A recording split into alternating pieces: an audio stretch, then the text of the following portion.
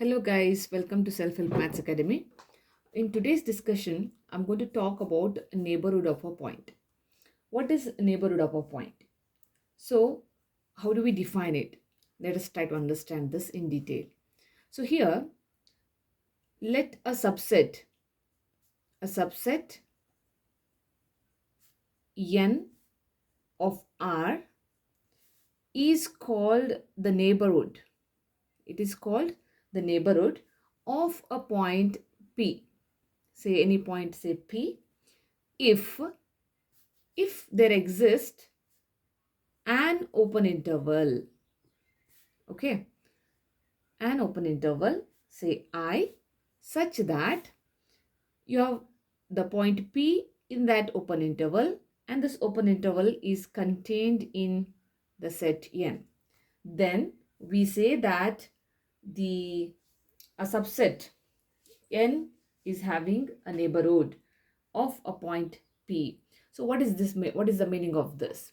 So here in this particular definition, we need to understand to say that a subset N of R will be a neighborhood for a point P. Okay, for a point P, if we have the point P, there should be an open interval. This open interval should be in such a way that that point should belongs to that open interval, and that open interval must be a subset of N. If that is happening, then we call this N as the neighborhood of a point P. Okay. So alternatively, we also define it as the same, like a subset N of R is called a neighborhood of a point P if there exists epsilon, which is a positive number, small tiny positive number, such that P minus epsilon, P plus epsilon, the open interval P minus epsilon, P plus epsilon is a subset of N. So let's try to understand it. Suppose I have a point P here, and there is as I say that maybe like say your N. This is maybe like N, which is a subset of R on a real line. Okay. And what we are trying to understand is, we are saying that this N is a neighborhood of a point P if there exists an open interval, say an open interval. So this open interval which is contained this point is belongs to this open interval. Here if I observe in this with this definition, as epsilon greater than 0 means, so this will be your P minus epsilon and this will be your P plus epsilon. So this particular interval P minus epsilon, P plus epsilon, this open interval is containing the point P, and this open interval is subset of this set, say N. So you can see this is our N. So here the point P belongs to this open interval P minus epsilon, P plus epsilon, and this will be a subset of N. Then we say that N is the neighborhood of a point P. All right. So this is a very important definition. Now let us try to understand with the help of example. So like if I take an open interval, for example, say the open interval AB. So is the open interval AB has a neighborhood for each and every point? Let's try to understand with the geometrical way. So if this is the real line and I have say the interval A and B, now I take let X be any point.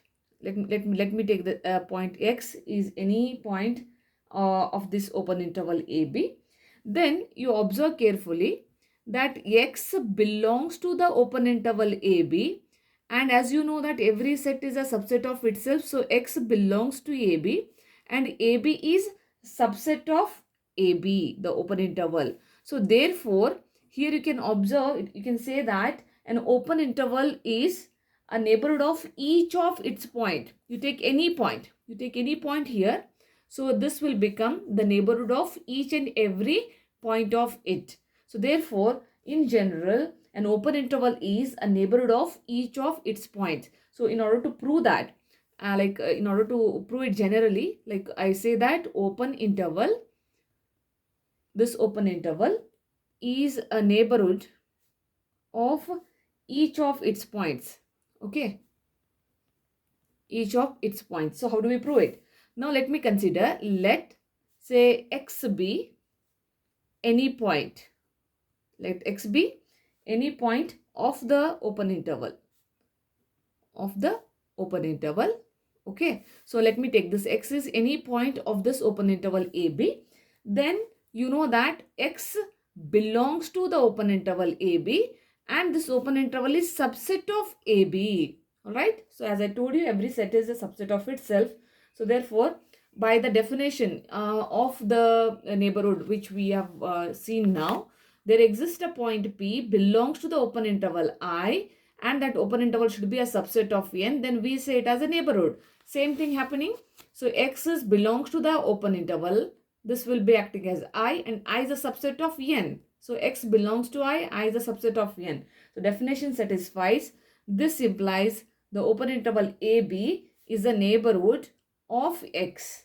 Okay, but x is any point, because you are taking x as any point.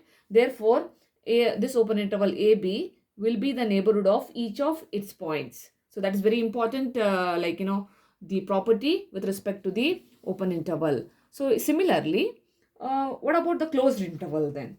The closed interval is actually the neighbor. I mean, whether the same thing happens or we have something different here in the case of the closed interval. Let us try to understand. In case of closed interval, what happens is this closed interval will be the closed interval. This will be this is a neighborhood. This is a neighborhood of each of its points except the two endpoints. So what we're trying to say is, we're trying to say that when you take the closed interval, say AB, this is your A and B. When you take the any point in the closed interval, so you take any points in the closed interval, say x, then it is neighborhood for each and every point except at these endpoints. How do we prove this then? So that means each and every point will become a neighborhood of the closed interval, but except these endpoints. In order to understand that, let us start with, let x be any point. Okay, any point of the closed intervals AB. Okay, that means then we have got x belongs to, because it is a closed interval, so therefore the open interval AB is always a subset of the closed interval AB, because endpoints are not included. So therefore this open interval AB is a subset of the closed interval AB. So I can write this as x belongs to the open interval AB, and this open interval AB is a subset of the closed interval AB. So this implies this closed interval AB is any, when you're taking x be any point of the open interval, you will take, because you'll not be taking the closed interval, as I'm not considering the endpoints. Okay, so please start with the open interval here. So therefore x belongs to the open interval, and open interval will be a subset of the closed interval. Hence this closed interval AB is a neighborhood of x. But the closed interval AB is not a neighborhood of A. Okay, the closed interval AB is not a neighborhood. It is not the neighborhood of A. Okay, and it is not the neighborhood of A, because as if I take A belongs to, A does not belong to the open interval AB, right? Because open interval AB does not contains the endpoints. So hence there is no open interval which contains the point A and also is a subset of the closed interval AB. So hence this closed interval AB is not a neighborhood of the point A, and closed interval is not a neighborhood of a point B as well. Alright, so these endpoints are not included. So it must contain an open interval. I mean, like for example, if I try to understand this, so there should be some open interval, say there is epsilon greater than 0, then A minus epsilon and A plus epsilon. This is the open interval which contains the point A. But this A minus epsilon, this of course this a plus epsilon is belongs to this particular interval, but what about a minus epsilon? This doesn't belongs to this interval, so hence it fails, right? So it has to contain the points less than a, right? So it does not. So similarly, closed interval AB is not containing the point. Say for example, here if you consider, this is b minus epsilon and b plus epsilon. It contains this point, but it doesn't contain this point. So therefore, it fails at the point A and B. So what we say is the closed interval contains all the points except its end points. Okay. So that is very important thing we have to know. All right. Now similarly, whether a non-empty finite set, if I consider, what about the non-empty finite set, whether it will become the, let me take the non-empty finite set. Is it a neighborhood of any of its point? Actually, non-empty finite set is not a neighborhood of any point. Okay, so let us try to understand this. That means if you have any point, like say finite set 1, 2, 3, 4, 5. So this is a finite set. So this particular property says that non-empty finite set is not a neighborhood of any of point. It means no point. Like for any point here, if you consider, so there is this particular set will not become a neighborhood of any of its points. So that's the understanding. So let us try to check it. Suppose let me consider that let A be a finite set. Okay, then this A will be a neighborhood of any point x. This A will be a neighborhood of any point of x if by the definition there exists an open interval I such that x belongs to that open interval I and I should become a subset of A. But the problem here is this open interval, as I said, whenever you say that whether the interval, like open interval, if you say this open interval, it is infinite set. This contains infinitely many points, right? So that means this the open interval is an infinite set. Okay, so therefore, so as this I, okay, this I will be an infinite set. So therefore, what I'm saying, but every interval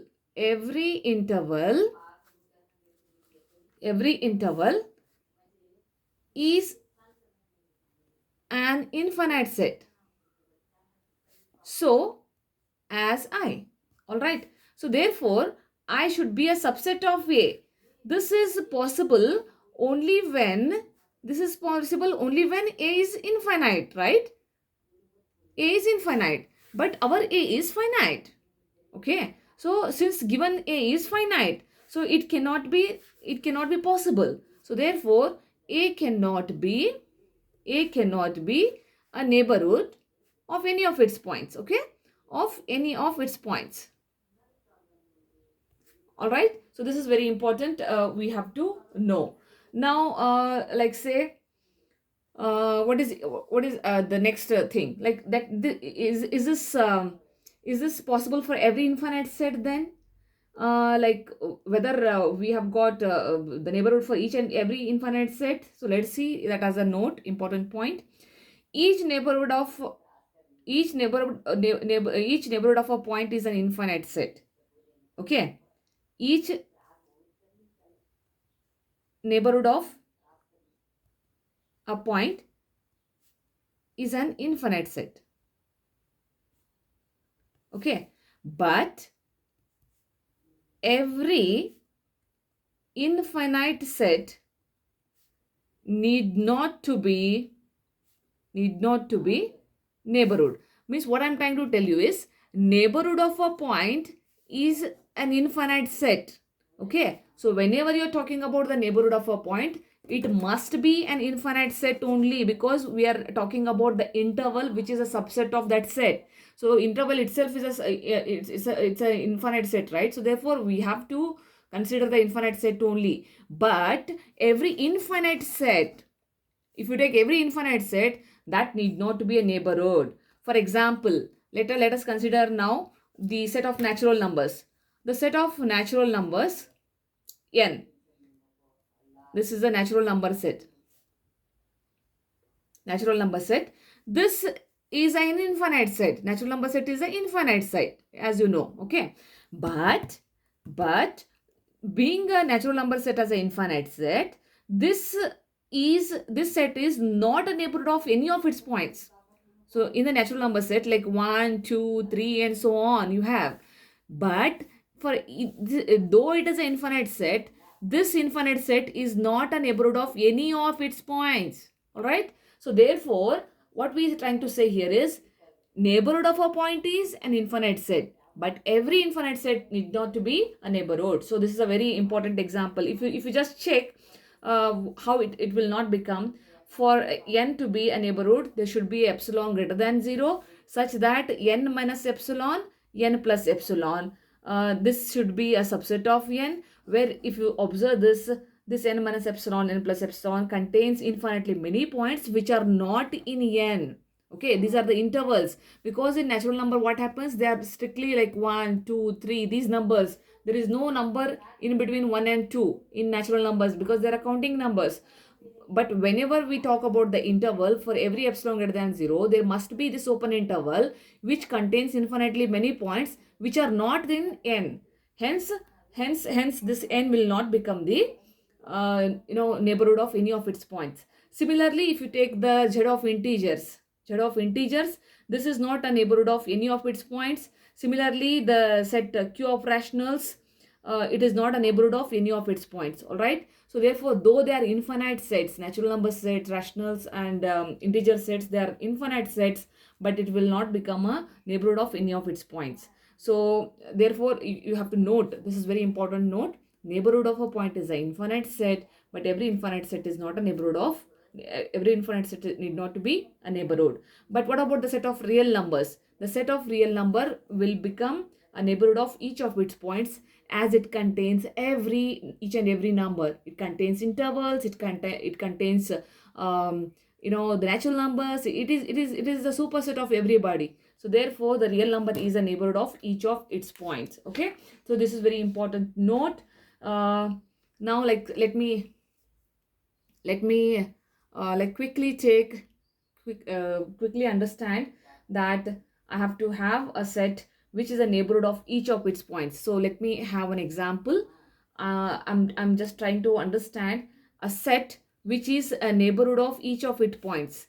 That is, if you consider an open interval, say AB, for likewise you can take open interval 2, 3, open interval 1, 4, anything, any open interval you consider, this will become a neighborhood of each of its points.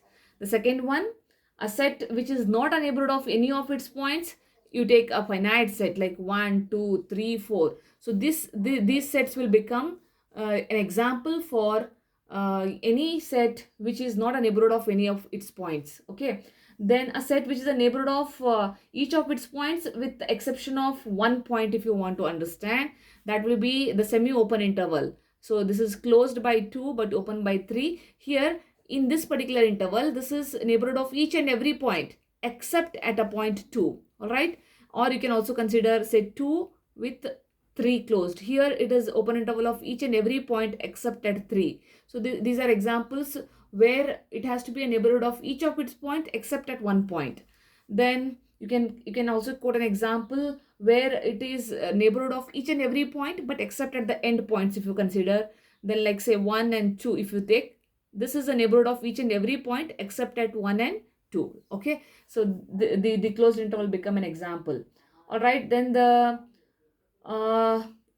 sometimes you'll be having an examples like where it will become a neighborhood of each and every of its points. Like I said, the set of real numbers, where it becomes the neighborhood for each and every of its points. All right, so those are the things we have to know here. All right, and then here the another property with respect to the neighborhood we have to consider is, say for example, if I take the superset of a neighborhood of a point, then also it will become a neighborhood. Say what we are trying to understand here is any superset superset of the neighborhood of a point is also a neighborhood of that point. Okay, so that is very important. Let us try to understand here what we are trying to tell here. Any superset, if you have say n is a neighborhood, then the superset of n also will become a neighborhood of that point. That's the meaning. So let me consider. Let us prove this. Let n be a neighborhood of a point say x. Then when it is a neighborhood, by the definition, there exists epsilon greater than 0 such that x minus epsilon and x plus epsilon is a subset of n. Okay. If say m is a superset of n, then that is m is a superset of n. Okay. If m is a superset of n or n is subset of m, both are one another same. Okay, then you can see that your x minus epsilon and x plus epsilon, this is a subset of n, and since n is m is a superset of n or n is a subset of m, so n is a subset of m. So I can write this as x minus epsilon, x plus epsilon is a subset of m. So therefore, if you observe carefully, here what happened is your x belongs to this open interval and this open interval is a subset of m. This is nothing but the definition of a neighborhood. Hence your m becomes the neighborhood of a point x. So this implies any superset of the neighborhood of a point also will be a neighborhood of that point. Okay, this is a very important property. Then similarly, if you have the intersection of two neighborhood of a point, so the intersection of two neighborhoods of a point is also a neighborhood of that point. Okay, let us try to see. Now what is the meaning of this? For example, if I have n1 as a neighborhood, n2 as a neighborhood, then the intersection is also a neighborhood. That's the meaning of this particular theorem. So let us try to prove this. Now let say n1 and n2 are two neighborhoods, okay, of the point x, of the point say x, then there exist say epsilon 1 greater than 0 and epsilon 2 greater than 0 such that your x minus epsilon 1 and x plus epsilon 1 is a subset of say n1, okay, by the definition of neighborhood, and say x minus epsilon 2 and x plus epsilon 2 is a subset of n2. Okay, now let epsilon is the minimum of epsilon 1 and epsilon 2. I'm taking a minimum of the epsilon 1 and epsilon 2. Then when I take the minimum of them, then x minus epsilon, then x plus epsilon will be a subset of x minus epsilon 1, x plus epsilon 1, and this is the subset of n. Because this is a minimum means when epsilon is a minimum of epsilon 1 and epsilon 2 means epsilon should be less than epsilon 1. So that means this entity should be a subset of this entity, and whereas this entity is a subset of n, right? As our epsilon is a minimum of these quantities. Similarly, we can also write x minus epsilon and x plus epsilon. This is subset of x minus epsilon 2, x plus epsilon 2. This is also a subset of, so this here you have taken this is a subset of n1, this is a subset of n2. Okay, now you observe that this will be this is a subset of n1 and this is a subset of n2, means this point belongs to n1, this point also belongs to n2, means this is this point belongs to where their intersection. So this implies your x minus epsilon and x plus epsilon will be subset of n1 intersection n2. This implies here x belongs to this point, this interval, and this interval is a subset of this, means this will be the neighborhood. By the definition of the neighborhood, your n1 intersection n2 is also a neighborhood of a point X. Okay, so likewise, these are the beautiful theorems with respect to some the properties with respect to the neighborhoods, and some examples we have discussed in this video. Maybe in the next video we will come up with the next concept, and the definitions, then properties. We'll also look for some of the examples. Okay, I think then with this, let us conclude today's discussion. See you all in the next video. Till then, take care.